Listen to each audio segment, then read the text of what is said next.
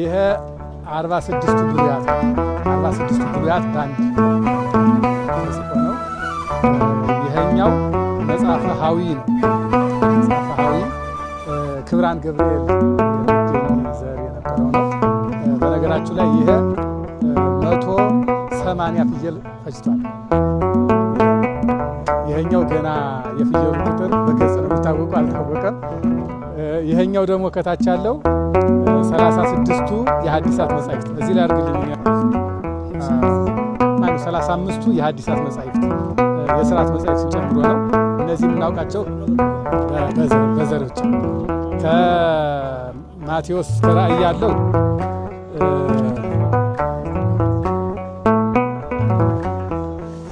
ይሄ ነው። ከማቴዎስ እስከ ራእይ ያለው ይሄኛው ቀሌምንጦስ፣ ዲድስቅልያ፣ አራቱ ስሙት የሥርዓት መጻሕፍት፣ አራቱ ሲኖዶስ እና 2ቱ ኪዳናት በአንድ ላይ 8ቱ የሥርዓት መጻሕፍት ሲጠቀለል 35ቱ የሐዲሳት መጻሕፍት ማለት ነው። በአጠቃላይ ደግሞ ይሄ 2ቱ ደግሞ ሲገናኝ 81ዱ በ2 ገጽ ማለት ነው።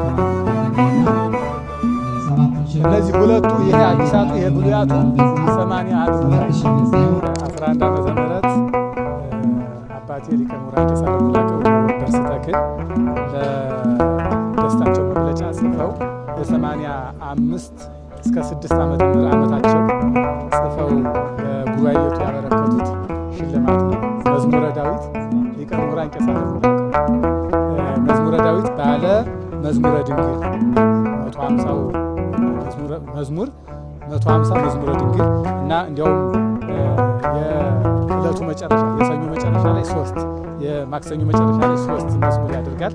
እንዲያ ሆኖ የተጻፈ መዝሙረ ዳዊት ነው።